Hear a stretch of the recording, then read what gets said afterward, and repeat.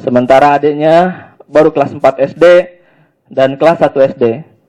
Mereka semua berprestasi dan menghafal Quran dibimbing oleh ibunya. Majelis Hakim yang saya muliakan, bagian 2 bekerja di Chevron Prestasi Bagi Negeri.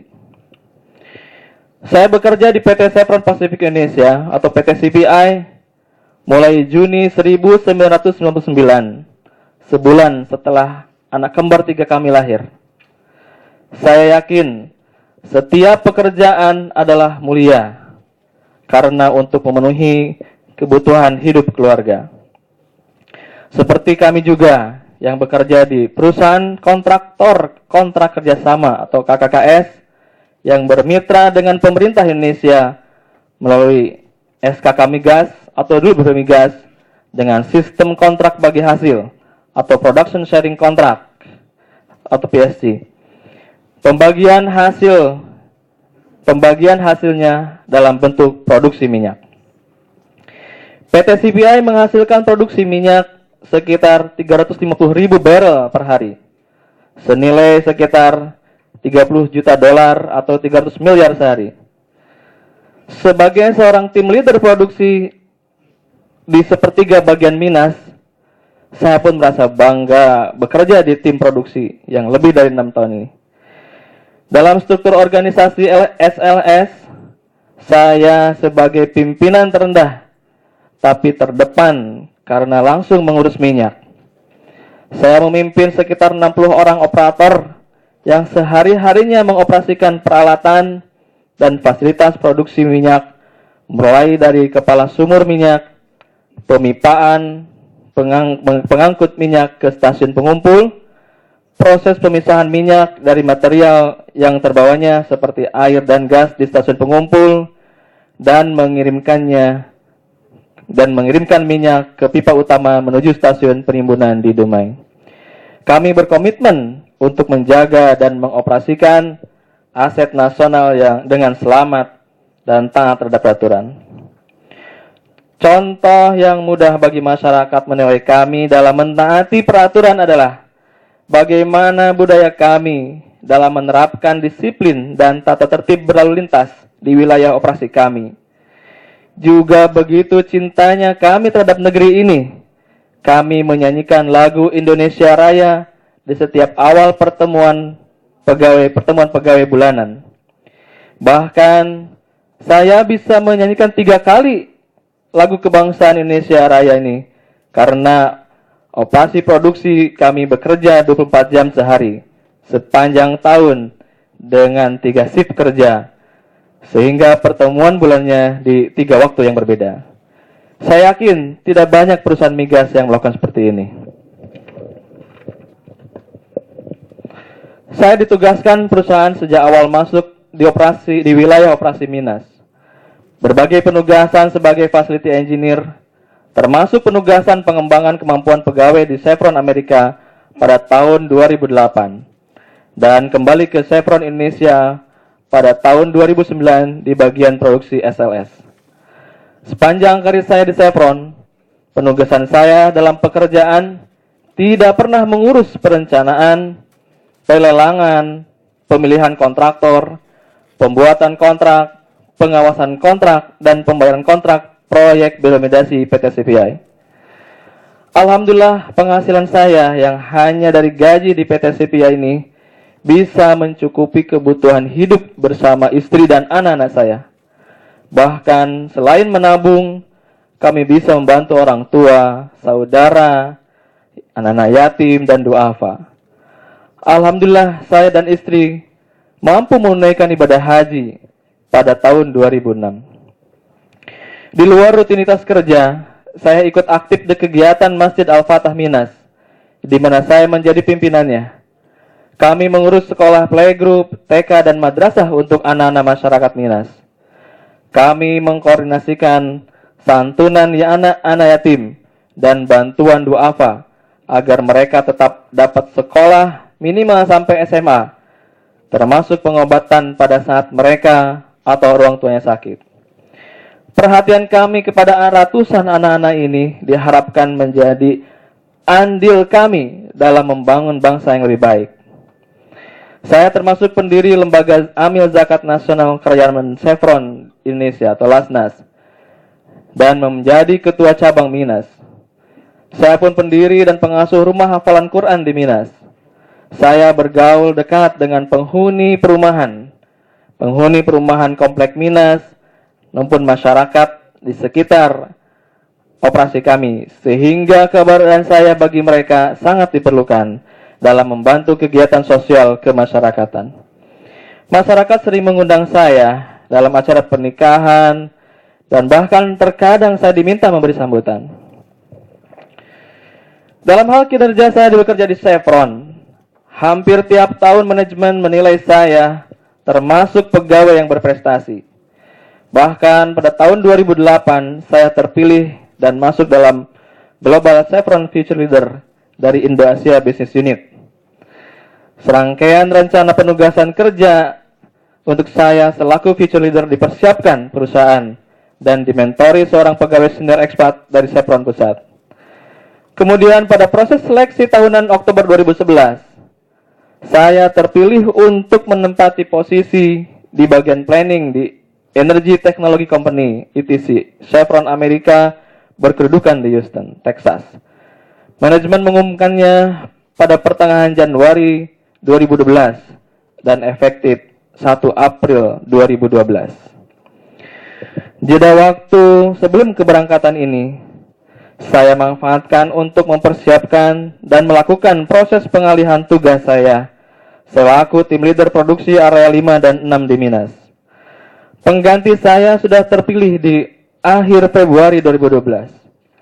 Begitu juga dengan pejabat di Amerika yang akan saya gantikan. Kami melakukan proses pengalihan tugas-tugas dan pekerjaan sejak awal Februari 2012.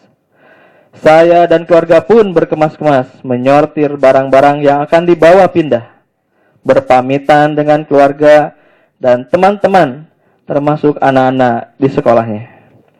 Mulai awal Maret 2012, serangkaian acara perpisahan diadakan, baik oleh perusahaan di kantor maupun oleh teman-teman untuk di perumahan, di komplek perumahan, dan di masjid bersama masyarakat. Bagian 3, dijadikan tersangka masyarakat ikut menangis. Majelis hakim yang saya muliakan, visa kerja saya, visa keluarga, dan tiket pesawat Jakarta Houston sudah berada di tangan. Kegembiraan akan menempati posisi penting untuk karir seorang warga Indonesia tiba-tiba menjadi sangat berubah. Bagaikan petir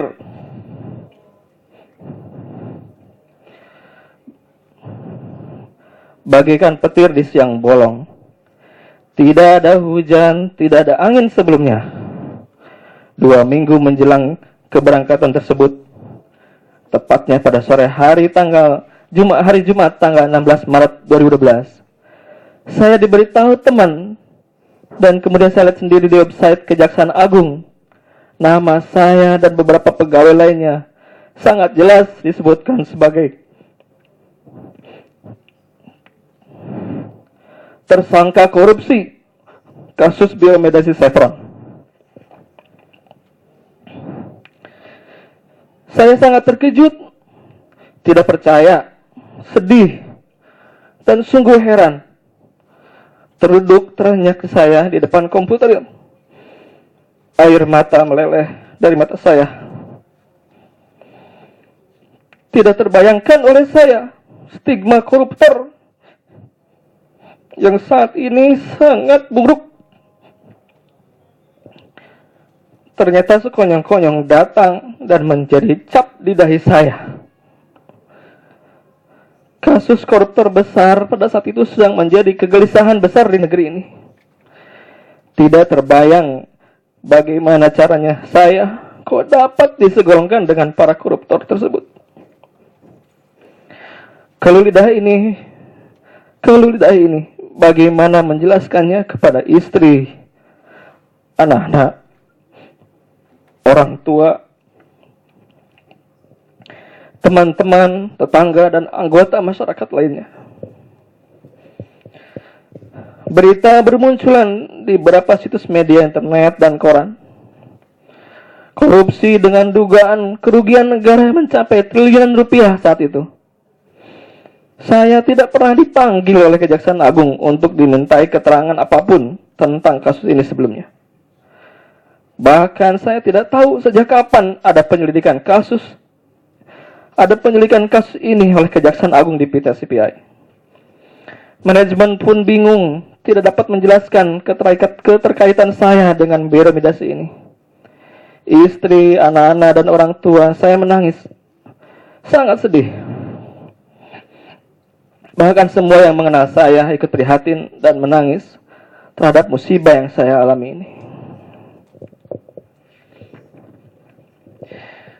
Besok paginya, acara perpisahan saya yang selaku pimpinan pengurus masjid dengan masyarakat yang sudah dijadwalkan tetap diadakan. Begitu cepat tersebar kepada hampir semua orang. Berita ini sudah mengetahuinya. Namun yang mereka lakukan adalah memotivasi saya untuk tetap semangat menjalaninya. Dan semua yakin bahwa ini adalah fitnah. Pada sore harinya, acara perpisahan saya dan beberapa pegawai SLS tetap dilangsungkan juga. Agenda acara yang dihadiri para pegawai Minas dan istri tersebut agak sedikit berubah. GM SLS Pak Wahyu Budiarto dalam kesempatan tersebut memberikan penjelasan kepada hadirin tentang kasus biro migrasi Chevron dan menegaskan bahwa saya seharusnya tidak ada kaitannya dalam kasus pekerjaan biro migrasi di SLS ini. Beliau menerangkan bagaimana awal adanya penyelidikan di pengadaan proyek biro migrasi di akhir tahun 2011. Beliau pun menyampaikan penjelasan ini di berbagai kesempatan agar semua pegawai mendapat informasi yang benar tentang musibah yang menimpa beberapa pegawai perusahaan ini. Majelis Hakim yang memuliakan, bagian 4, taat mengikuti proses hukum. Tidak ada pencegahan ke luar negeri pada saat itu. Akan tetapi saya menyampaikan kepada manajemen untuk menunda keberangkatan saya dan keluarga ke Amerika sampai kasus ini selesai. Sebagai warga negara yang baik, saya akan taat mengikuti proses hukum ini.